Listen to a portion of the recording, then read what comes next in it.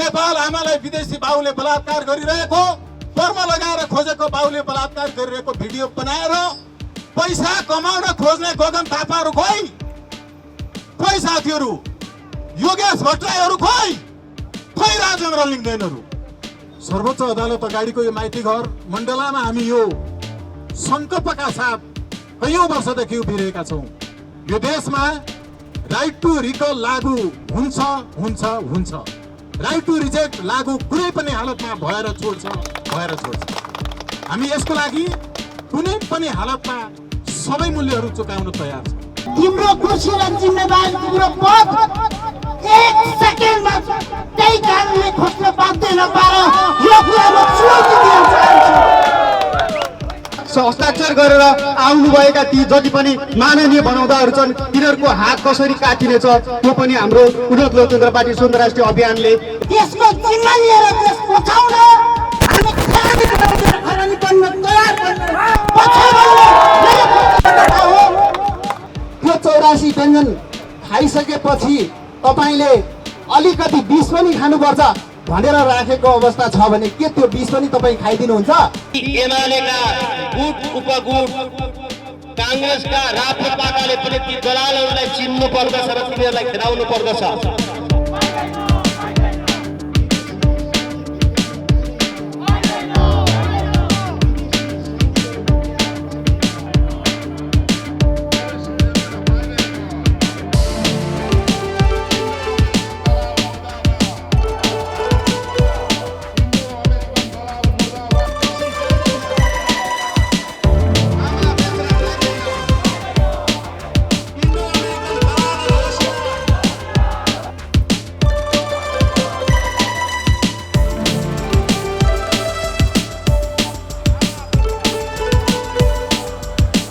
राष्ट्रघाती NCC संघका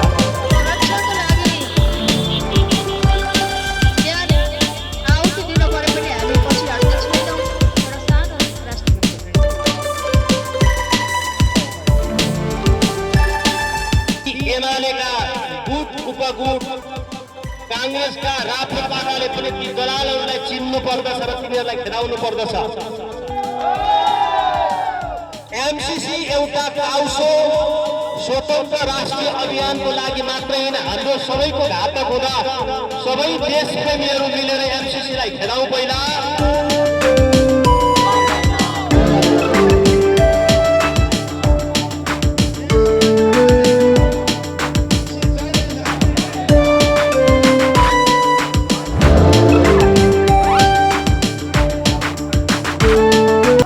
भोलिको दिनमा यिनीहरूले भोट कसरी लिन्छन्, यिनीहरूलाई भोट अब नेपाली जनताले कसरी लिन्छन्, अब छ नि आम युवा र अब आम नेपाली भोले भएर छ नि अब यिनीहरूको पछाडि लामपसार गर्दैन।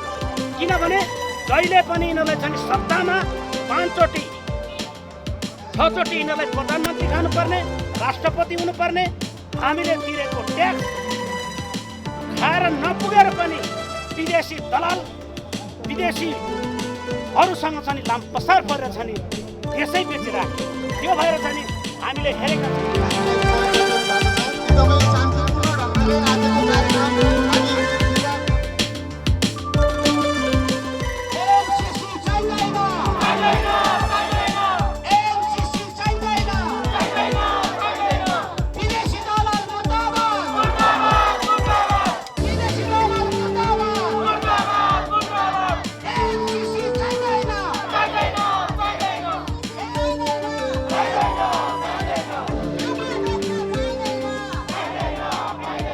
यो देश बन्न नसकेको कारण एउटै मात्र रहेछ हाम्रो अनुसन्धानमा, त्यो रहेछ माथिल्ला नेताहरूले माथिल्लै तलबाट मोटो रकम खाने गरेको रहेछन् र त्यो रकम खाएको कारणले गर्दाखेरि कुनै पनि विचार व्यवस्था बदलिन सक्दो रहेनछ।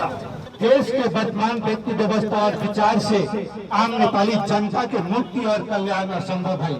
देश के वर्तमान व्यक्ति व्यवस्था और विचार के आधार पर सिर्फ जय मधेश के नारा पर भी आम मधेसी जनता के विमुक्ति और कल्याण असंभव है। जय मधेश के नारा से कुछ सीमित व्यक्ति और परिवार के लाभ मिल रहा है। लोग वर्षों से मधेश के नाम पर राजनीति कर रहा है। फिर भी आज भी मधेश और मधेसी जनता के जीवन स्तर में कोनो खास परिवर्तन न हो रहा है। मधेश और मधेसी आज भी शिक्षा और स्वास्थ्य में पीछे है। मधेसी युवा आज भी रोजगारी के लिए अपन घर परिवार छोड़ के Dubai, Qatar, Malaysia, Bombay, Punjab, Delhi जाए पर मजबूर है। मधेश में आज भी जातिवाद, नातावाद, कृपावाद, वंशवाद और चुनाव में मांस भात के ही वर्चस्व है। मधेश में आज भी भूमाफिया, तस्कर, दलाल, ठेकेदार और अवसरवादी के ही बोलबाला है।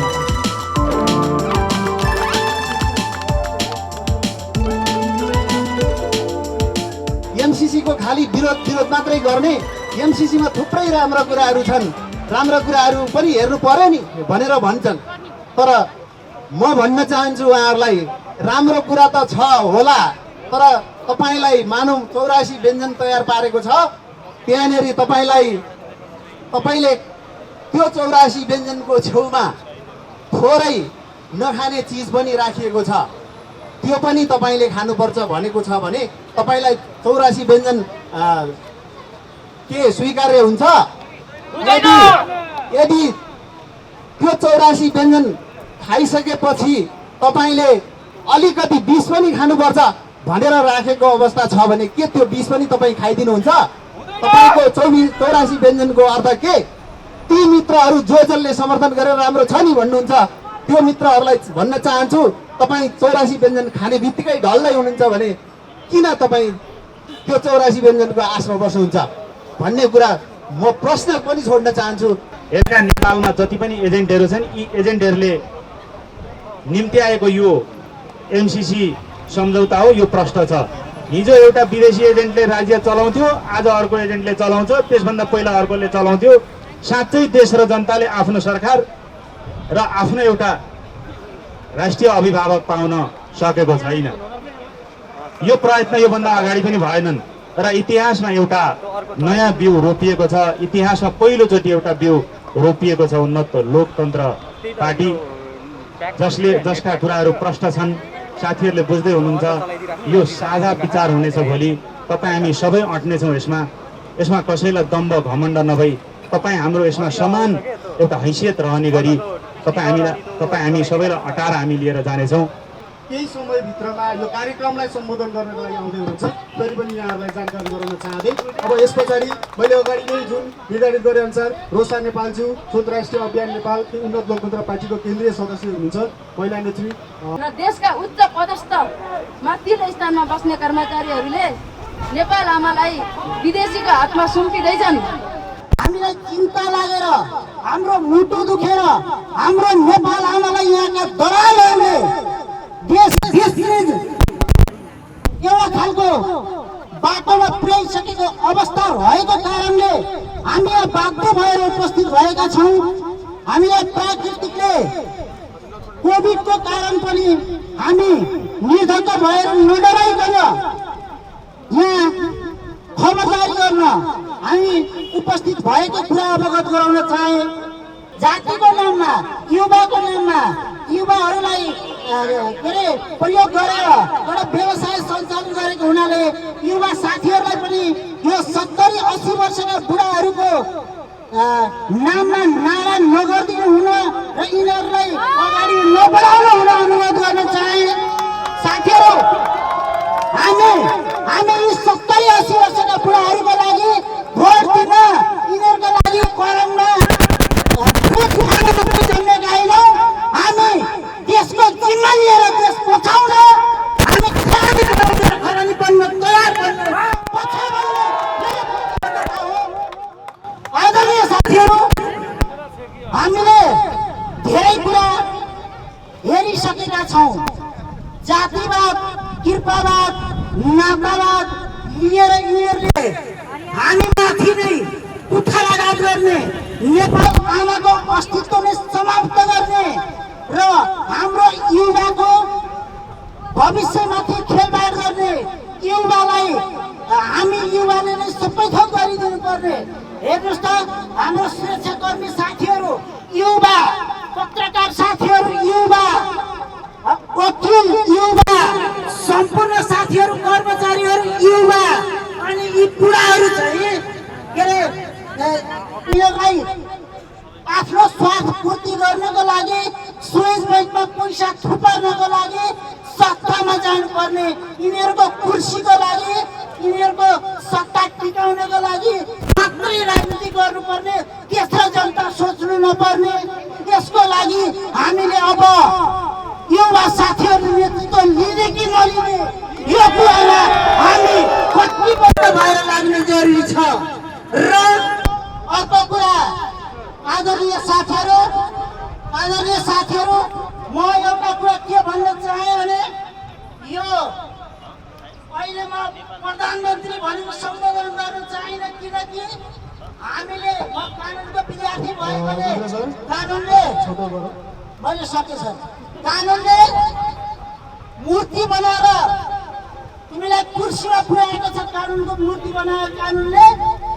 त्यो एउटा हेक्टर एमसीसी कुनै पनि हालतमा एक केस मात्रै दायाँ गरेर पास गर्ने प्रयत्न गर्यो भने तिम्रो कुर्सी र जिम्मेवार तिम्रो पद एक सेकेन्डमा त्यही कानुनले खोज्न बाध्य नपार। यो कुरामा चुनौती दिन चाहन्छु। यति भन्दै मेरा 2 शब्दहरू अन्त्य गर्ने अनुमति चाहे। धन्यवाद।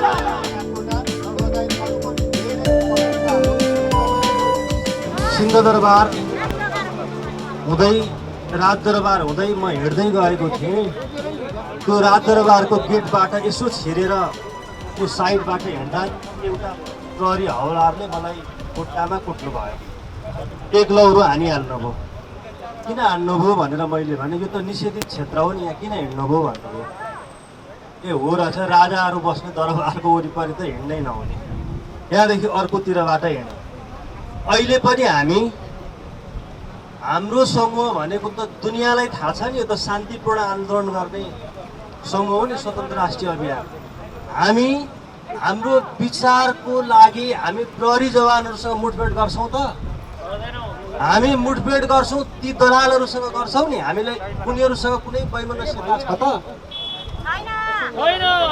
यो एउटा प्रश्न हो। त्यहाँबाट हामी आउँदा हिजो पनि हामी, अस्ति पनि हामी पर्चा बाँडेर हिँडिराखेका थियौँ। यहाँ हिँड्नु हुँदैन भनेर प्रहरी साथीहरूले भन्नुभयो, जवानहरू हुनुहुन्थ्यो। किन भन्दा निषेधित क्षेत्र, पर्चा बाँडिसक्यौँ, अलिकति लिएर घर जाने हुँदैन भन्नु, फेरि फर्केर उतै गयो। यो माटोमा जो आए पनि यस्तै किन हुन्छ भनेर भन्दा यिनीहरू कहाँबाट परिचालित छ?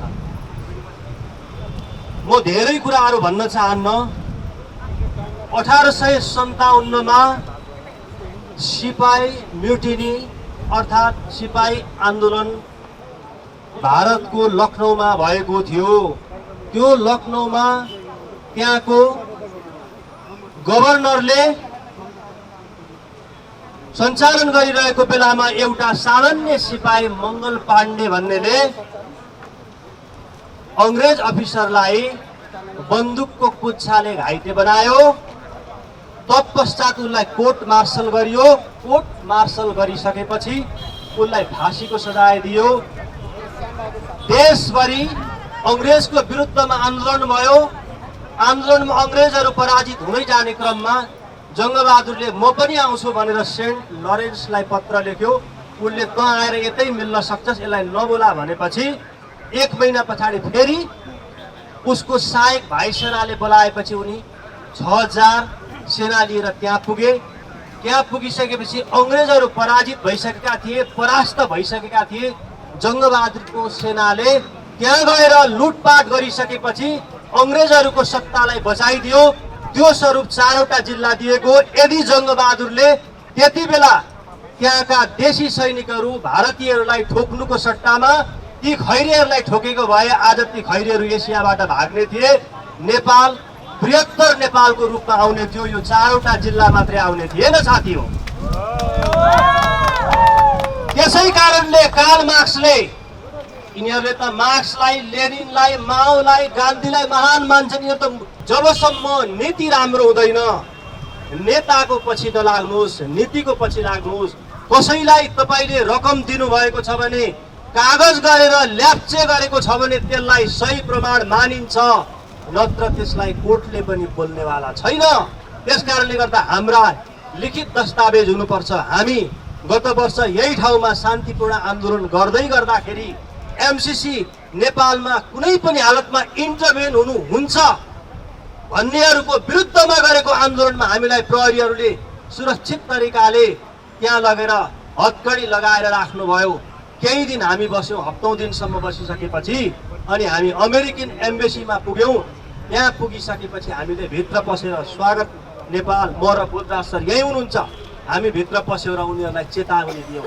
हामीले भन्यौँ we never want any unnecessary encroachment of American armies to Nepal. Nepal is an individual and independent country. It is a member of the United States. Therefore, we never want to be colonized and never want to be guided from your unnecessary encroachment. Therefore, the entrance of the American army shall be great loss to you, not Nepal. यो कुरा भनेका थियौँ हामी। यो कुरा खैरियरले बुझुन् भनेर अङ्ग्रेजीबाट भने। अब यहाँ अङ्ग्रेजी भन्यो भने त फेरि अब यहाँ अङ्ग्रेजी नै बोल्दो रहेछ भनेर भन्छन्। यति चाहिँ खैरेले बुझिहालोस् भनेर। यहाँ त वरिपरि यहाँ रोका एजेन्टहरू छन्, सिआइएका एजेन्टहरू छन्। मैले देखिराखेको छु यो मुलुक त यस्तो हो। तपाईँ राष्ट्रपतिको कार्यालयमा जानुहोस्, प्रधानमन्त्रीको कार्यालयमा जानुहोस्, त्यहाँ सबै रोका एजेन्टहरू छन्। मैले धेरै कुरा भनिनँ, अन्तिममा म एउटै कुरा मात्रै भन्दछु तपाईहरुलाई, एउटै मात्रै कुरा तपाईहरुलाई भन्दछु। यति बेला हामी कुनै पनि वादवादीको कुरो होइन, अहिले चाहिँ हामीले एमसीसीलाई नेपालमा इन्टरभेन गराउन नदिउँ। यसले हाम्रा यी सैनिकहरूको, यी प्रहरी सुरक्षा कर्मीहरूको छातीमा गोली ठोक्दाखेरि पनि कोही बोल्नेवाला छैन। तपाईहरुका छोरी चेलीहरू लुटिने छन्। एमसीसी के हो प्रष्ट रूपमा बुझ्नु पर्दछ। एमसीसी 400 केबी प्रसारण लाइन त्यहाँबाट भारतमा लखनऊमा लाने अरे, लखनऊबाट त्यहाँ ल्याउने अरे। इन्डो पेसिफिक स्ट्र्याटेजी अन्तर्गत ग्रोइङ पावर बढिराखेको चाइनालाई घेर्ने अमेरिकाको रणनीति हो भन्ने कुरा हामीले बुझेका छौँ। अमेरिका धेरै ठाउँमा फेल भइसकेको छ।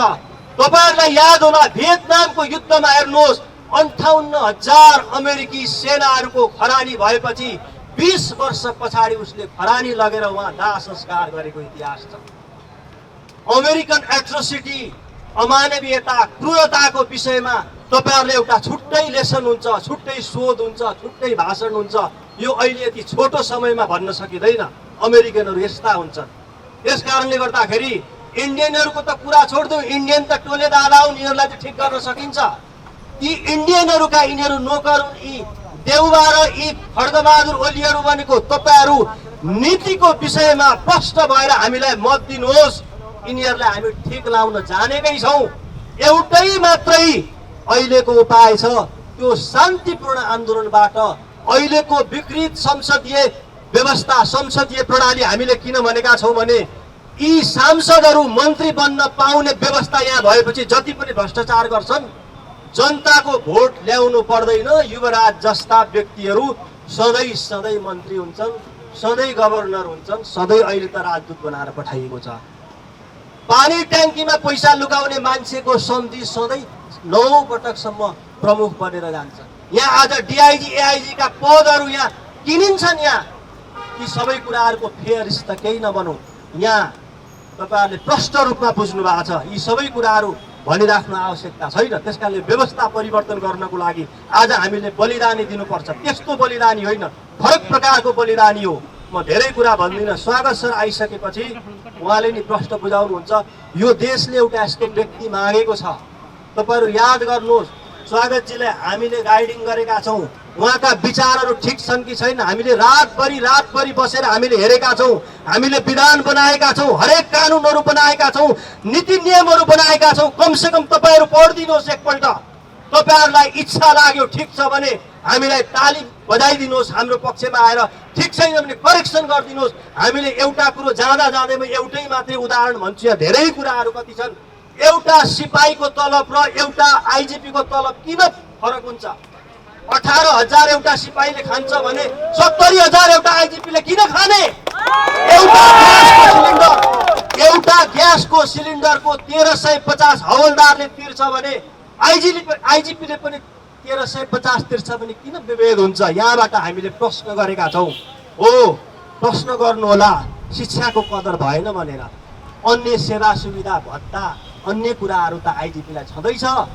सम्मान स्वरूप 100 रुपियाँ बढी हामीले दिन सक्छौँ। यसो गर्यो भने शिक्षा र स्वास्थ्य राष्ट्रको जिम्मा हुनुपर्छ, राष्ट्रले दिनुपर्छ। आज भुटानमा 14,000 मेगावाट बत्ती छ, 68% मान्छेहरूले भ्याक्सिन लगाइसकेका छन्। नेपालमा 3% मान्छेले पनि भ्याक्सिन लगाउन पाएको छैन भने 31 वर्षमा यी प्रजातन्त्र गणतन्त्रहरूले यो देश यही गरेको। हामीलाई एक प्रकारको कारागारमा राखेर सधैँ यसै गरेर झुल्याइराख्ने। यो डेमोक्रेसी आउँदा, प्रजातन्त्र आउँदा म 14-15 वर्षको म त्यति बेला पनि आन्दोलनमा थिएँ, अहिले पनि सडकमै छु। मैले धेरै कुरा भन्न चाहिनँ, यो माइक दिइहाले, धेरै कुराहरू छन्। देशले रगत मागे बलि चढाऊ मलाई भन्ने अब गीतमा होइन, देशले रगत मागेको छ। हाम्रा मुलुकमा गोविन्द गौतमहरू मारिन्छन्, निर्मलाका हत्याराहरू छैन, पत्ता लाग्दैनन्। हिजो मात्रै तुइन चुडिएर एसएसबीले तुइन काटेर एउटा व्यक्ति नेपाली नागरिक महाकाली नदीमा गयो। अब यो कसैलाई सोध्ने हिम्मत छैन मालिकहरूलाई। म गृहमन्त्री हुन्थे भने म बोर्डरमा भएका एसएसबीलाई सिधै गोली ठोक्ने अर्डर दिन्थे, तर म अहिले केही पनि भन्दिनँ। धन्यवाद। अहिले भर्खरै एउटा होली वाइनहरूको जुलुस गयो यही बाटो भएर, जहाँ अनरास बिउ, जहाँ प्रहरी सङ्घका विद्यार्थी र युवा साथीहरू थिए। साथीहरू, हामी यो बसिरहेको ठाउँ यी होली वाइनहरूवालाहरूले हिँडेको सफा गरेर पखालेर बढारेर बसौँ कि यत्तिकै बसौँ? हामीले यो बढारेका छौँ। हामीले होली वाइनहरूको जुलुस भर्खरै गयो र मुलुकलाई शुद्धिकरण गर्ने हामी अभियानमा छौँ। हामी कुरा कहाँबाट सुरु गरौँ? कहाँबाट कुरा सुरु गरौँ? कि महाकाली बेच्ने, मेची बेच्ने एमाले तत्कालीन माले पार्टीको भ्रातृ विद्यार्थी संगठन अनरासबिउका नेताहरूको विगतबाट सुरु गरौँ कि कहाँबाट सुरु गरौँ? नेपाल आमा बेच्ने, साक्षी किनाराका सदर हुने, नेभी सङ्घका युवा भन्ने, तरुण दलका युवा भन्ने, तिनको कलङ्कित इतिहासबाट सुरु गरौँ कि कहाँबाट गरौँ? कुरा कहाँबाट सुरु गरौँ? साथीहरू, राप्रवि सङ्घ भन्ने, राष्ट्रिय प्रजातन्त्र युवक सङ्गठन भन्ने, नेपाल आमालाई बेच्ने, तिनको साक्षी बन्ने, तिनका तलुवा चाट्ने युवा विद्यार्थी सङ्गठनको कुरा गरौँ कि कहाँबाट गरौँ? लाज लागिरहेको छ। अहिले भर्खर यहाँबाट मोटरसाइकलमा जाने होली वाइनको जुलुस देखेर यहाँ आएर म हेरिरहेको थिएँ। मिडियामा हिरो हुनेहरू, देश र जनताका लागि जे पनि गर्न तयार छु भन्नेहरू, ती सेलिब्रेटीहरूको अनुहार खोइ, गगन थापाहरूको अनुहार खोइ, यहाँ माइती गर्न खोइ। नेपाल आमालाई विदेशी बाबु पर्म लगाएर खोज्ने, नेपाल आमा विरुद्ध बलात्कार गर्न लगाउने, त्यसको भिडियो आफै खिच्ने र नेपाल आमालाई विदेशी बाबुले बलात्कार गरिरहेको, पर्म लगाएर खोजेको बाबुले बलात्कार गरिरहेको भिडियो बनाएर पैसा कमाउन खोज्ने गगन थापाहरू खोइ? खोइ साथीहरू? योगेश भट्टराईहरू खोइ? खोइ राजेन्द्र लिङ्गदेनहरू? नेपाल आमाका सपुत हुन् भने नेपाल आमा विरुद्ध विदेशी बाबु पर्म लगाएर खोज्नेहरू, अमेरिकी एजेन्ट बनेर सोझै तलब खाएर नेपाल आमा विरुद्ध सोझै एमसीसी कम्प्याक्टको 6.8 ले all of the staffs and the former staffs of MCC and the staffs of the US government will be immune from all of the tribunals and the courts arising out of this compact भन्यो किन? नेपालमा कुनै पनि मुद्दा अघि कृष्णजीले भन्दै हुनुहुन्थ्यो, यी प्रहरीहरूलाई छातीमा गोली लागेर मर्यो एमसीसी को सुरक्षाकर्मीबाट भने पनि नेपालमा मुद्दा नलाग्ने व्यवस्था जो गरिएको छ, यसका विरुद्ध बोल्न पर्दैन भनिरहेका छन्। हामीलाई पैसा चाहिन्छ, हामीलाई पैसा चाहिन्छ, त्यसकारण हामी बोल्न सक्दैन। उनीहरू सोझै सञ्चार माध्यमहरूमा आएर भने हामी यो भनौँ कि तिमीलाई तिउन तरकारी खाना चाहिन्छ भने तिम्री आमा बेच, हामी यो भनौ? हामी यो भनौ कि तिम्रा छोरी र चेली बेटीहरू बेच र मिठो मिठो खाना खाऊ? हामी यो भनौ योगेश भट्टराईहरूलाई? हामी भनौ गगन थापाहरूलाई, राजेन्द्र लिङ्गदेनहरूलाई, देउबा प्रचण्ड र महन्तहरूलाई? हामी यो भन्न सक्दैनौँ, हामी यो सोच्न सक्दैनौँ। तर नेपाल आमा विरुद्ध जो षड्यन्त्र भइरहेको छ, हामी बताउन चाहन्छौँ। आजको यो केवल विरोध मात्र होइन, तुलनात्मक अध्ययन कहिले विरोध हुँदैन, मीमांसाहरू कहिले पनि विरोध मात्र हुँदैन, तथ्यको प्रस्तुतिकरण विरोध हुँदैन, सत्य सत्य हुन्छ, त्यो विरोध हुँदैन। हामीले देखाइरहेका छौँ, हामीले भनिरहेका छौँ। You have to go through the report that was publicized, televised by Donald Trump in 2017. It clearly mentions that कि इन्डो पेसिफिक अन्तर्गत हामीले एमसिसीमा रकम पठाइरहेका छौँ। म हेर्न आग्रह गर्छु 2017 को रिपोर्टको पेज नम्बर 4 र 21। म हेर्न आग्रह गर्छु 2019 को इन्डो पेसिफिक रिपोर्टको पेज नम्बर 38, जहाँ इन्डो पेसिफिक अन्तर्गत राखिएको छ नेपाल र श्रीलङ्कालाई जो रिसेन्टली एडेड कन्ट्रीहरू हुन् भनेर भनिएको छ। बुझाउन चाहन्छु उनीहरूलाई, बुझ्दैनन् अंग्रेजी भाषा भने कि एमसीसी को 5A शेड्यूलले के भनेको छ। The report has to be submitted to the MCC in consent of the government of the India.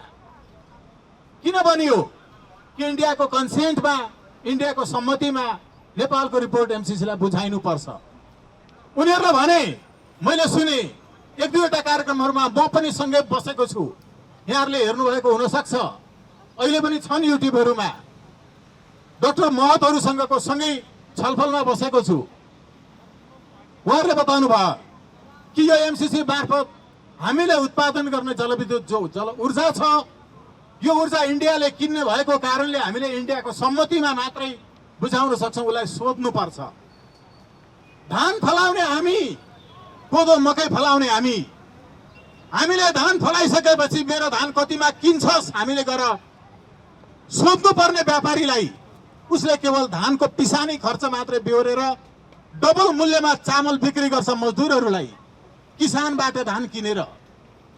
उत्पादन गर्ने हामी, हामीले कति चास जोत्यौं, हामीले कति हल गोरु प्रयोग गर्यौं, हाम्रो कति रगत पसिना र आँसु बग्यो, हामीले कति डल्ले ठोले डल्ले टाहरू फुटायौं, हामीले कति पटक बाउसे गर्यौं, हामीले कति पटक मल्लिडोहरू त्यहाँबाट झारेर त्यहाँबाट निकालेर गोडेर धानलाई त्यति फल्न सक्ने बनायौं।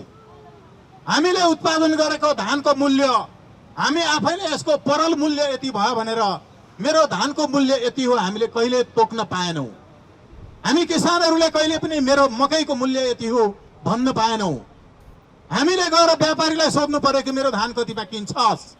यो नेपालको परम्परागत बजार प्रणाली स्वर्णिम वाग्ले भन्ने विदेशी डाक्टरहरू जो अहिले युएन लाइन एजेन्सीमा छन्, जो अहिले डा अगाडि लेख्ने डाकाहरू छन्, यिनीहरूले यी महतहरूले यो परम्परागत नेपालको कृषि प्रणाली, कृषि बजार प्रणाली, उत्पादन हामीले गरिसकेपछि मूल्य किन्न जो तयार भएको छ व्यापारी उसलाई सोध्न जानुपर्ने प्रणाली यिनको दिमागबाट हट्न सकेन। त्यसैले यिनीहरू भन्छन् कि हामीले उत्पादन गरिसकेको जलविद्युत इन्डियाले किन्नुपर्ने भएको हुनाले इन्डियासँग सोध्नुपर्छ। यस्तो पुरानो विचार राखेर नयाँ युगका हामी युवाहरूलाई नेतृत्व गर्न सक्छन् यिनीहरूले? नयाँका नाममा आएकाहरू रविन्द्र मिश्रहरू खोइ एमसीसीको विरुद्धमा बोलेको खोइ उनीहरूले, जो पुरातन विचार राखिरहेका छन्, जो युगीन दास युगकालीन मानसिकता बोकिरहेका छन्, उनीहरूले युवाहरूको नेतृत्व गर्न सक्छन्, नयाँ नेपालको नेतृत्व गर्न सक्छन्। राजनीतिलाई विकल्पको रूपमा प्रस्तुत गर्दा मात्रै वैकल्पिक राजनीति हुन्छ। वैकल्पिक राजनीति के हो? वैकल्पिक राजनीति त्यो हो जसले हामीसँग चुनावमा उठेर गएका मान्छेहरूले हामीसँग करार गरेर तपाईँको भोट हामीलाई दिनुहोस्, हामी तपाईँलाई यो काम गर्छौँ भनेर घोषणा पत्रमा लेखेर दिए। हाम्रो भोट लिइसके तर गर्छु भनेको काम गरेनन्। उनीहरूसँग हाम्रो भोट फिर्ता माग्न पाउनुपर्छ, यो राइट टु रिकल हो। उनीहरूलाई पदबाट फिर्ता बोलाउन पाउनुपर्छ, यो राइट टु रिकल हो। राइट टु रिकल जोसँग छैन, सिद्धान्तमा, विचारमा, निष्ठामा, विश्वासमा, उनीहरू वैकल्पिक हुन सक्दैनन्। हामीले हाम्रा उम्मेदवार भनेका निर्वाचनमा जित्ने मान्छेहरू जो गुण्डा फटा बलात्कारीहरू हुन्, पार्टीले खोजी खोजी गुण्डा फटा बलात्कारीहरूलाई मात्रै उम्मेदवार बनाउँछ। नेपालमा कुनै एउटा त्यस्तो पार्टी छैन जसले गुण्डा फटालाई उम्मेदवार नबनाएको होस्। यस्ता गुण्डा फटाहरूलाई उम्मेदवार बनाउँदा उम्मेदवारलाई नै बहिष्कार गर्न पाउने अधिकार, राइट टु रिजेक्ट, आजभन्दा 11 वर्ष अगाडि सर्वोच्च अदालतमा रिट दायर गरेर निर्देशनात्मक आदेश गराएको वकिल 3 जनाहरू मध्ये म स्वयं पनि एउटा हुँ। स्वतन्त्र राष्ट्रिय अभियानले त्यति बेला उठाएको आवाजसँगै आवाज उठाएर रिट दायर गर्नुहुने आदरणीय अधिवक्ता भाइराजा राईज्यू जो आज हामीसँग हुनुहुन्न, जोसँग सर्वोच्च अदालतमा कयौं पटक हामीले बहस गरेर हामीले कयौं पटक सर्वोच्च अदालतको तत्कालीन प्रधान न्यायाधीश कल्याण श्रेष्ठज्यूको इजलासबाट राइट टु रिजेक्ट, यो मुलुकका जनताहरूले वास्तवमा प्रजातन्त्रको लोकतन्त्रको अभ्यास गर्न पाएन। यो मुलुकमा नागरिकहरूले आफूले भोट दिएर पठाएको व्यक्तिले जति पटक धोका दिए पनि उनीहरूलाई फिर्ता बोलाउन पाएनन्। सर्वोच्च अदालतले हामीले 11 वर्ष अगाडि दायर गरेको रिटमा भाइराजा राईज्यू जो हुनुहुन्थ्यो, जसको भर्खरै निधन भयो, म भावपूर्ण रूपमा श्रद्धाञ्जली व्यक्त गर्न चाहन्छु। भाइराजा राईज्यूले जो सपना देख्नु भएको थियो, राइट टु रिजेक्टमा सर्वोच्च अदालतले जो निर्देशनात्मक आदेश जारी गर्यो, यो निर्देशनात्मक आदेश यतिकै जारी गरेको थिएन। संसारका 14वटा देशहरूमा राइट टु रिजेक्ट लागू भएको छ। हामीले 11 वर्ष अगाडि सर्वोच्च अदालतलाई कन्भिन्स गर्यौं। उसले भन्यो कि साँच्चैको लोकतन्त्र नेपालमा छैन। लोकतन्त्र हुने हो भने जनतालाई यो काम गर्छु भनेर भोट दिने मान्छेहरूको भोट खेर जाने गरिकन जनतालाई दिएको वचन पूरा नगर्नेलाई भोट फिर्ता मागेर पदबाट निकाल्न पाउनुपर्छ। राइट टु रिकल हुनुपर्छ, राइट टु रिजेक्ट हुनुपर्छ। अघिल्लो महिना मात्रै भाइराजा राईज्यू बित्नु भयो, नजिकै छ सर्वोच्च अदालत। उहाँले खेलाची गर्नुभएको थियो। सर्वोच्च अदालतले यतिकै भनेको थियो कि तिमी निर्देशनात्मक आदेश जारी गरेर कानुन बनाऊ, यो देशका सबै दलहरूलाई भनेको थियो। त्यति बेला बीबीसीमा रविन्द्र मिश्रजी हुनुहुन्थ्यो। मैले गएर भने समाचार बनाइदिनुहोस्, यस्तो पनि हुन्छ स्वागतजी भनेर हाँसेर उहाँले समाचार बनाउन तयार हुनु भएन। अहिले उहाँहरूको पार्टीमा यो एजेन्डा चोरेर राख्नु भएको छ। जस समेत दिनुहुन्न, मरेर जानुभयो भाइराजा राई। मलाई जस चाहिँदैन। बाबुराम भट्टराई प्रधानमन्त्री हुनुहुन्थ्यो। मैले गएर भेटेर भने, लेखेर दिएँ। सर्वोच्च अदालतले यतिकै भनेको होइन, लोकतन्त्रलाई बलियो बनाउनु पर्छ, लोकतन्त्रलाई साँच्चै अर्थपूर्ण बनाउनु पर्छ। लोकतन्त्र यो लोकतन्त्र होइन। लोकतन्त्र साँच्चै हुने हो भने पार्टीहरूले उठाएका हुन् उम्मेदवारहरू टिकट बिक्री गरेर यो नेताहरूको प्रतिनिधि हो, जनताको प्रतिनिधि होइन। जनताको साँच्चै प्रतिनिधि बनाउन जनताले रिजेक्ट पनि गर्न पाउनुपर्छ उम्मेदवार गलत भयो भने। यो हामीले यतिकै भनेका थिएनौँ साथीहरू। म यतिकै यो भाइराजा राईज्यूको विषय उठाइरहेको छैन। खेलाञ्ची गरेको थियो सर्वोच्चले, यतिकै भनेको थियो। साथीहरू, यस पूर्व हाम्रो हातमा जुन हत्कडी लागेको थियो, एमसीसीको विरुद्धको आन्दोलनमा अहिलेसम्म नै केवल एक पटक पक्राउ गरियो। त्यो हामी 20 जना साथीहरूलाई पक्राउ गरिएको थियो। पछि केही साथीहरू छुट्नु भयो। सन्तोषजी अगाडि उभिरहनु भएको छ, हाम्रो आङ्गेली माइलाजी उभिरहनु भएको छ, हाम्रो सन्तोष पौडेलजी नै पनि हुनुहुन्छ, कृष्णजी हुनुहुन्छ, धेरै साथीहरू हुनुहुन्छ। म अहिले नाम छुटाएकोमा माफी दिनुहोला। यो मुलुकमा हामीले पनि यो आँखामा पट्टी बाँधेर यो व्यवस्था ल्याउनका लागि आर्मीले हामीलाई पानी भित्र हालेर अन भएको हिटरमा पिसाब गर्न लगाएर, यद्यपि हामीले त्यति बेला कुनै पार्टीको सदस्य नभइकन स्वतन्त्र रूपमा नागरिकहरूको तर्फबाट आवाज उठाउँदै आएका थियौँ। हामीलाई आर्मीले लगेर चाहिँ, म सँगसँगै पूर्णविराम कविजी हुनुहुन्छ, नवीन विभास पत्रकार हुनुहुन्छ, एकै चरणमा सँगसँगै लगेर जसरी थुनेको थियो यो व्यवस्था, यति घिनलाग्दो व्यवस्था, विदेशीहरूलाई नेपाल आमाको छातीमाथि परेड खेल्न छुट दिने व्यवस्था यो ल्याउनका लागि थिएन। सर्वोच्च अदालत अगाडिको यो माइती घर मण्डलामा हामी यो संकल्पका साथ कैयौं वर्षदेखि उभिरहेका छौं। यो देशमा राइट टु रिकल लागू हुन्छ हुन्छ हुन्छ, राइट टु रिजेक्ट लागू कुनै पनि हालतमा भएर छोड्छ। हामी यसको लागि कुनै पनि हालतमा सबै मूल्यहरू चुकाउन तयार छौं। मकैको बोट 3 महिनामा अर्को जेनेरेसन एउटा घोगो फलाएर मर्छ। सालको बोट 3 वर्षमा कत्रो हुन्छ? हामी सालको बोटहरू 11 वर्षको बिचमा हामी गुणात्मक हिसाबले यो विचारलाई, उन्नत लोकतन्त्रको विचारलाई, प्रत्यक्ष प्रजातन्त्रको विचारलाई बीजारोपण गर्दै यहाँसम्म आइपुगेका छौं। साथीहरू, म विनम्रतापूर्वक आग्रह गर्छु एउटा कुरा अन्त्यमा, कि जर्मनीमा जन्मिएको मार्क्सको नाममा खुलेको पार्टी मार्क्सवादी नामैले नेपालवादी हुन्छ कि हुँदैन? रसियामा जन्मिएको लेनिनको नाममा खुलेको लेनिनवादी नेपालवादी हो कि होइन? अनि चाइनामा जन्मिएको माओको नाममा खुलेको पार्टी माओवादी नामैले नेपालवादी हो कि होइन? नेपालको वाद हो कि होइन? रविन्द्र मिश्रहरूले भनेको द राइज अफ मेरिटोक्रेसी लेखेपछि मिखाइल यङको बेलायतीहरूले सुरु गरेको त्यो मेरिटोक्रेसी नेपालको हुन सक्छ कि सक्दैन? मेरिटोक्रेसी राष्ट्राध्यक्ष हुन जो राष्ट्राध्यक्ष छ उसैको जेठो छोरा भएपछि मात्रै मेरिट हुन्छ। यथास्थितिवादी हामीले विरोध गरेका होइनौं, हामीले तुलना गरेर तथ्य देखाएका हौं, हामीले सत्य पर्गेलेका हौं।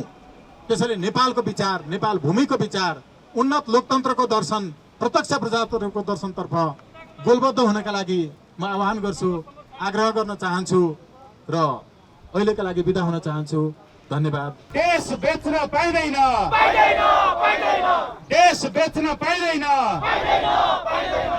एमसीसी चाहिँदैन, आमा बेच्न पाइदैन। नेपालमा यो एमसीसी आवश्यकता छैन भन्ने विषयमा हामी विरोध र्यालीमा सहभागी भएका छौं। पत्रकार साथीहरू, आम नेपाली जनप्रेमी साथीहरू, हामी यस देशमा विदेशीका बुटहरू बजार्न दिने छैनौं। हामी नेपालीहरूले विश्वभरि रगत बगायौं। पोकल्यान्ड युद्धमा नेपाली युवाहरूको रगत बगायौं। अमेरिकन ब्रिटिसहरूको लागि रगत बगायौं, इन्डियनहरूको लागि रगत बगायौं। तर हामीले हाम्रो देशको लागि कहिले रगत बगाउँदैनौं। हाम्रा युवाहरूको रगत तिमीहरूलाई कति चाहिएको? तिमीहरूलाई यो देशको रगत अब पनि पुगेन। यस कारणले यो देशको रगत अब त्यति सजिलोसँग, यो देशको युवाहरूको रगत हामी त्यतिकै खेर जाने दिने छैनौं। हामीले विदेशी दलालहरूलाई खबरदारी गर्दै, इन्डो अमेरिकन दलालहरूलाई खबरदारी गर्दै एमसीसी पास गर्नु हुँदैन भन्दै खबरदारी गर्न चाहन्छु। एमसीसीमा आएको रकम अमेरिकाले दिने भनेको 59 अरब रुपियाँ, नेपाल सरकारले दिने 15 अरब रुपियाँ जम्मा गरेर 74 अर्ब रुपियाँ जम्मा पारेर नेपाललाई सदाको लागि अमेरिकनहरूको पल्टामा पुर्याउने, अमेरिकनको दास बनाउन खोज्ने तपाईहरू नेतृत्वहरू यहाँबाट खबरदारी गराउन चाहन्छु। तपाईहरूलाई एउटा कम्पनी खोल्नुहोस्। आज शेयर बजारमा दिनको 12 अर्ब रुपियाँदेखि 20 अर्ब रुपियाँ कारोबार हुन्छ। आज शेयर बजारमा नेपालीको पैसा 12 अर्बदेखि 20 अर्ब रुपियाँ दैनिक कारोबार हुन्छ। तपाईले दिने रकम 11 अर्ब रुपियाँ वार्षिक, त्यो हाम्रो लागि केही पनि होइन। तपाईँहरूले पनि यो 11 अर्ब रुपियाँ तपाईँहरूले हामी दान दिन सक्छौँ। नेपाली गरिब छैनौँ, नेपाली सार्वभौम नेपाली तपाईँहरूको अगाडि झुक्न चाहँदैन। तपाईँहरू अमेरिकन साम्राज्यवाद लाद्न चाहनुहुन्छ, अमेरिकन बुट बजाउन चाहनुहुन्छ, नेपाली युवाहरूको रगत बनाउन चाहनुहुन्छ। त्यसकारणले यो एमसीसी पास कुनै पनि हालतमा गर्दैनौँ। नेपाल सरकारमा बस्ने शेरबहादुर देउवा केपी ओलीहरू, बाहिर बसेका केपी ओलीहरू आज पनि कान खोलेर सुन। नेपाली हामी माइती घर मण्डलमा यति थोरै भए पनि हामी 3.5 करोड नेपालीको जनप्रतिनिधित्व बनिरहेका छौँ। नेपाली यहाँ कोही पनि नेपालीहरू तपाईँहरूको समर्थनमा छैन, एमसीसीको समर्थनमा छैन। 99% नेपाली एमसीसीको विरुद्धमा छ। एमसीसी नेपालको निम्ति घातक छ भनिरहँदा पनि शेरबहादुर देउवाहरूलाई किन टाउको दुख्यो अमेरिकाको नियम लागू गर्नलाई? यो देशमा अमेरिकाको नियम लागू गर्न तिमीलाई कसले दबाब दियो? तिमी एक दिन सैनिकको घेराबाट बाहिर निस्केर माइती घर मण्डलमा आऊ, अनि हामी भन्छौँ तिमीलाई एमसीसी के हो भनेर बुझाउँछौँ। तिमी नालायकहरूलाई तिमीलाई छक्कामा बस्ने अधिकार छैन। केपी ओलीका गद्दारहरू, तिमीहरू कम्युनिस्टको नाममा कलङ्क हौ। तिमीहरू 5 पार्टी फरक फरक नामका एउटै दल हौ। तिमीहरूलाई यो देशमा बस्ने अधिकार छैन। नागरिकको सार्वभौम अधिकार व्यक्ति अधिकार छैन। त्यसकारणले खबरदार हामी भन्छौँ तपाईहरू सत्तामा बसेर नेपाली जनताको लागि काम गर्नुहोस्। नेपाली जनताको भावना र अधिकार विरुद्ध बोल्ने र काम गर्ने अधिकार तपाईँलाई कसले दियो? नेपाली जनताको भावना विरुद्ध काम गर्ने अधिकार तपाईँहरूलाई कसले दियो? त्यस विरुद्ध सुई हानेर तिमीहरूलाई भित्र सुई हानेर तिमीहरूको छालालाई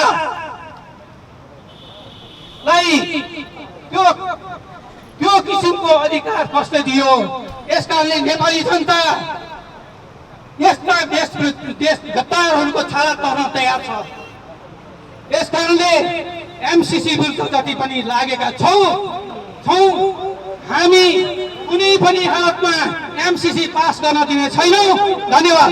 र यदि एमसीसी संसदबाट पास गरेको खण्डमा योभन्दा अगाडिदेखि नै हामी नुवाकोटको बेलकोट गढीमा जुन भौतिक रूपमा संरचनाहरू र जग्गा अधिग्रहण गर्ने काम भइरहेको छ त्यसको स्थलगत रिपोर्ट तयार गरेर यसको संयुक्त राष्ट्र उन्नत लोकतन्त्र पार्टीले एउटा कार्यदलले बनाएर त्यसको अध्ययन गरिरहेको छ र हामी भौतिक रूपमा नै यसलाई परास्त गर्नेछौँ। यो विचार गर्ने हुन्छ यी दलाल राष्ट्रघातीहरूले। सालबाट किन नहोस्, यो हामीलाई चाहिँदैन र हामी बिना एमसीसी पनि बाँच्छौँ।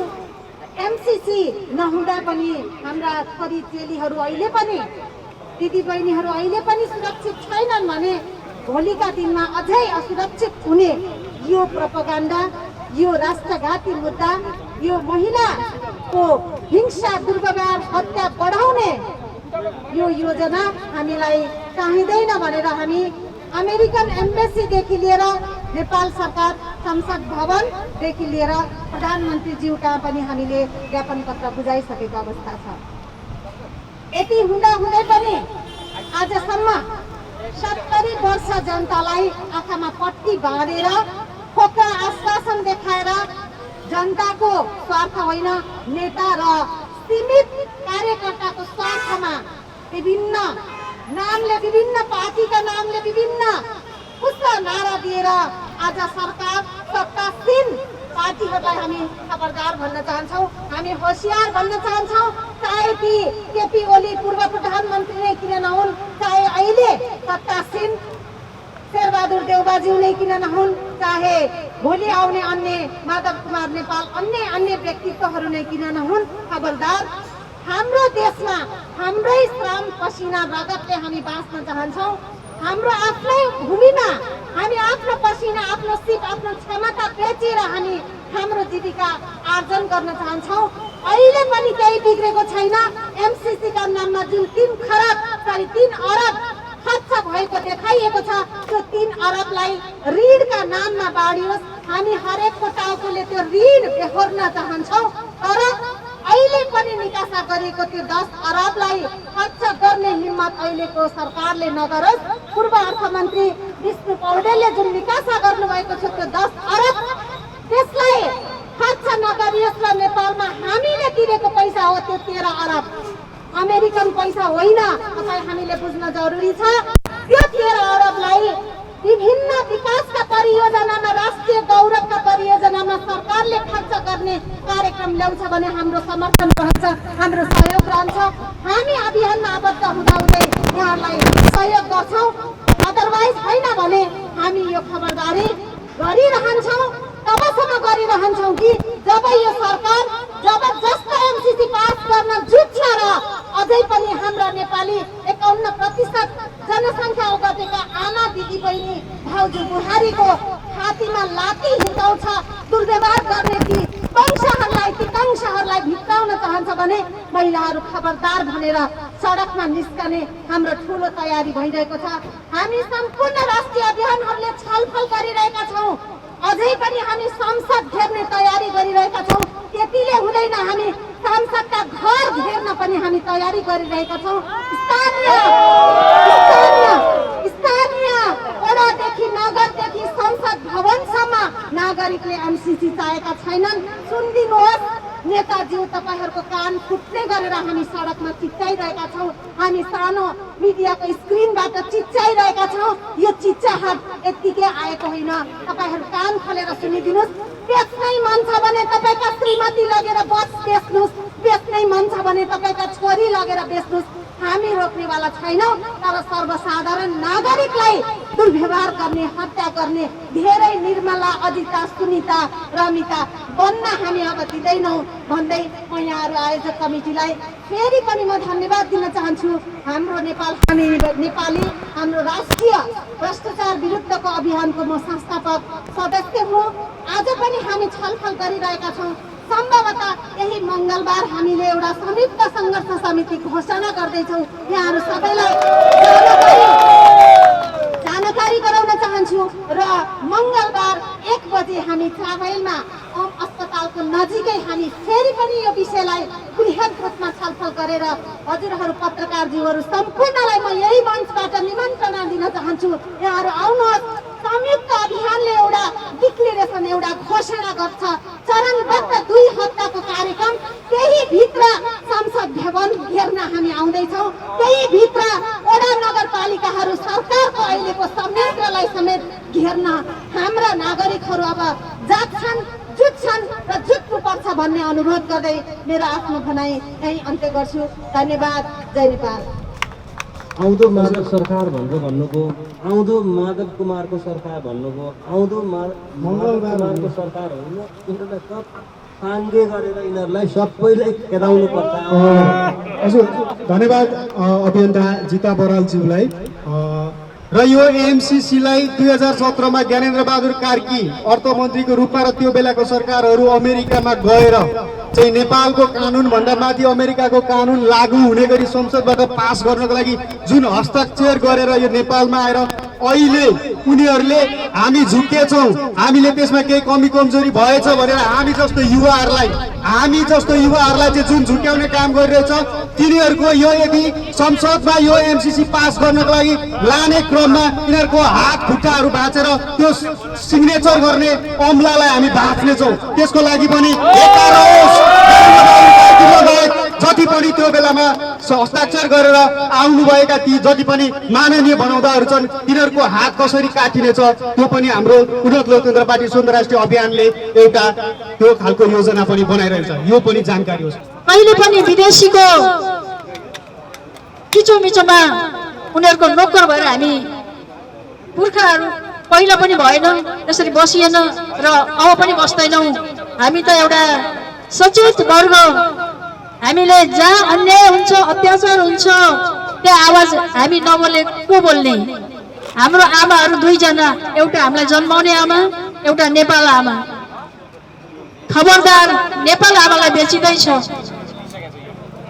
र यसमा यदि 55 अरबमा विभिन्न नारामा, भाषणमा भनिन्छ नि ललिपप देखाइन्छ, यस्तो विकास उस्तो विकास, केही विकास होइन। यो तपाईँहरू सचेत हुनुहोस्।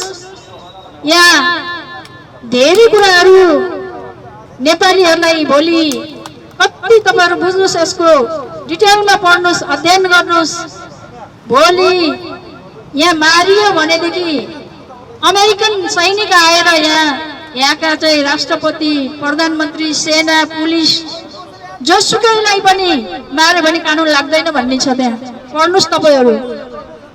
अनि पत्रकारहरूलाई यसरी मार्छन्, पत्रकारले त बोल्नुपर्छ अन्यायको विरुद्धमा, उनीहरू मारिन्छन्। अनि दिदीबहिनीहरूलाई बलात्कार गर्छन् ती सेनाहरूले, अनि यहाँ कसैले बोल्न पाउँदैन। के गर्ने, हामी धुरुधुरु रोएर बस्ने? यो कदापि हुन सक्दैन। अहिलेदेखि तपाईँहरू विरोधमा जुट्नुहोस्। र म एक टुक्रा यहाँलाई अलिकति आदरणीय गोपाल योन्जन दाजुको गीत जोड्छु। किनभने यदि बलिदानी दिनुपर्छ भने मलाई दिनुहोस्, सुरुबाट भन्छु म मर्नसँग डराउँदिनँ, तर अन्यायको विरुद्धमा आवाज उठ्नै पर्छ, उठाउनै पर्छ। देशले रगत मागे मलाई बलि चढाउन्, रोदिनन् मेरी आमा